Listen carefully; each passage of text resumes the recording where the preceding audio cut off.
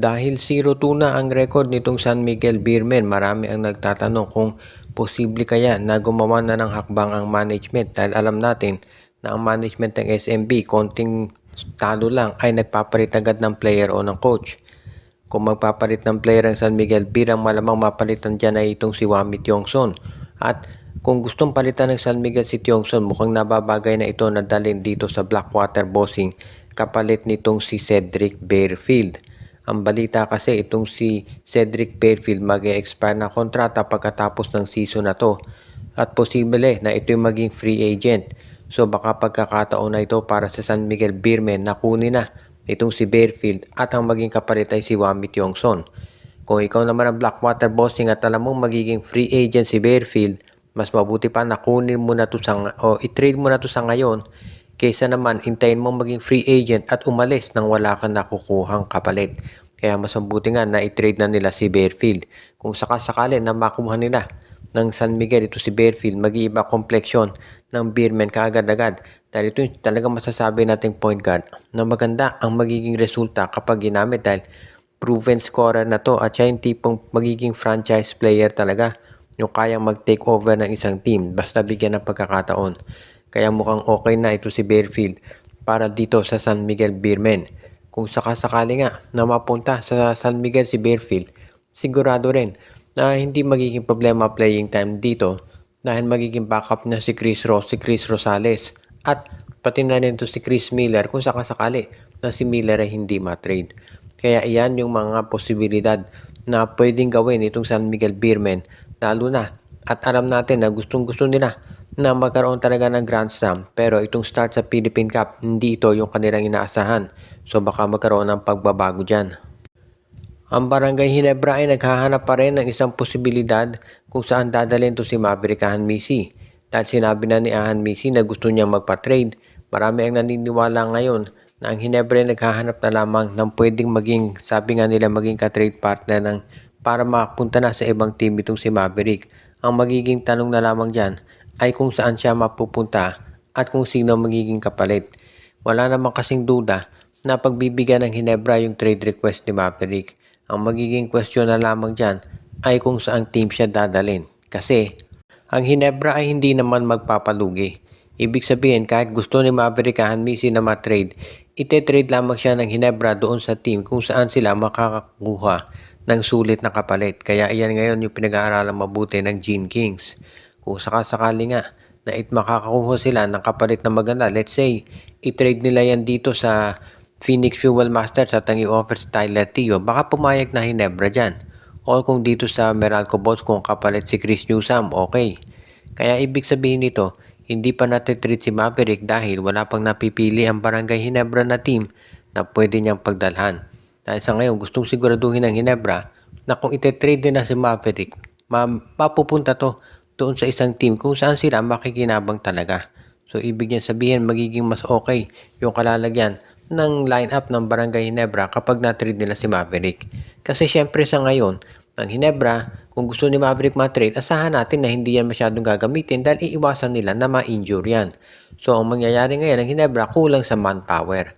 Kaya as much as possible, gusto ng Ginebra ma-trade si Maverick, pero hindi sila basta-basta na lamang pakakawalan yan at hahanap sila ng team na talagang magbibigay ng equal trade value dito sa nasabing player. Kaya yan ang dahilan bakit nasa Ginebra pa hanggang ngayon itong si Ahanmisi. Ang isa pang team ngayon na pinag-uusapan talaga na itong Converge Fiber Xers sa ganda ng pinakita ng kanilang rookie na si Juan Gomez de Leano.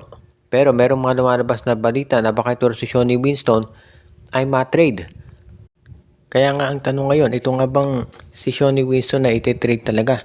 Kung inyong maalala, bago mag-umpisa ang season na ito, nagkaroon ng mahabang diskusyon itong si Winston at itong Converge Fiber Access tungkol sa kanyang kontrata. At ang tagal bago sila nagkaroon ng agreement. Pero ngayon meron daw umiikot na balita na meron daw mga teams, partikular ng SMC, na interesadong makuha itong si Shawnee Winston. Ang magiging tanong na lamang ay kung papayag ba ang Converge Fiber Access na ma-trade ito. Dahil syempre kung ikaw ang Converge, gusto mong siguraduhin na kung mapapakawalan mo itong si Shawnee Winston, magiging kapalit niya na isang magaling din player dahil alam naman natin kung ano nakocontribute nitong si Winston dito sa lineup ng Black ng Converge Fiber Xers. Kaya nga, kung if ever na itong si Winston ay pakawalan ni Coach Delta Pineda, sigurado na yan ay dadalhin sa isang team kung saan makakakuha ng isa ring legit wingman o kaya scorer itong si Coach Delta Pineda. Itong kasing si Winston masasabi na isa sa mga core players nitong Converge Fiber Xers, so hindi yan basta-basta na lamang mawawala dito sa kanilang lineup. Kung sa SMC yan mapupunta, malamang sa San Miguel. Dahil ang San Miguel daw ay gustong kumuha ng mga bago, mga players para mapalitan na yung kanilang veterano. Pero again, magdedepende yan kung sino ibibigay nila dahil itong Converge ay independent team. So hindi po pwede yung mga basta-bastang trade na lang na ginagawa nila dito sa Terra Firma Jeep. Kung ano man ang mangyari, sa ngayon nasa Converge pa rin itong si Shawnee Winston at asahan natin na ito yung magiging isa doon sa mga mainstays nitong Fiber Xers kung sakasakali nga na siya kung hindi ito i-trade. Lumabas ngayon dito sa Spin PH yung balita na itong si Alvin Pasaol ay hindi na raw pipirma dito sa Titan Ultra at isa ng unrestricted free agent. Ang nangyari kasi nag-try out ito si Pasaol dito sa Titan Ultra pero ang pinili ng Ultra na kunin ay itong si James Martinez at si Arvin Bringas. Marami ang nagtaka kung ba't kinuha to dahil itong si Martinez ay 13 years nang hindi naglalaro sa PBA at itong si Arvin Bringas noong pang 2017 naging undrafted player yan. So medyo nakapagtataka bakit sila ang pinili kaysa dito kay Alvin Pasaol na kailan lang ay nandito sa lineup ng Meralco Bolts. Hindi itong unang pagkakataon na medyo merong nakapagtataka na sign up na ginawa itong Titan Ultra dahil marami din na nagulat bakit nila kinuha itong si Martinez at si Bringas samantalang pinakawala naman nila itong si Gio Halalon na alam natin ay isang rotation player talaga yan dito sa Magnolia Chicken Templados dati. So kung ano man yung naging dahilan, sabi nga nung iba, ang management na ang nakakaalam niyan. Pero maliwanag dito si Pasaol ay isang unrestricted free agent at bilang isang scorer malaking makukontribute nito kung alin mang team ang kukuha sa kanya. Hindi lang ito masyadong nabigyan ng playing time dito sa Meralco Bolts pero kung ito bibigyan ng minuto, sigurado na magiging maganda ang contribution nito sa kahit saan pa mang team. Kinakailangan namang talaga ng oportunidad. At dito na naman lumalabas yung matagal na sinasabing problema na kulang na talaga sa team sa PBA. Dahil sobrang dami ng players at kulang na talaga yung makupunan. Kaya nga ang dami dyan napupunta na lamang sa MPBL o kaya sa ibang liga. Kaya itong bagay na to talaga ang siguro kinakailangan na tignan ng PBA na magdagdag ng mga bagong teams. Ito kasing Titan Ultra, bagong team nga yan pero binili lang nila yung Northport Batampier. Kaya nga mas maganda talaga na magkaroon na ng mga additional teams talaga dito sa PBA ngayon.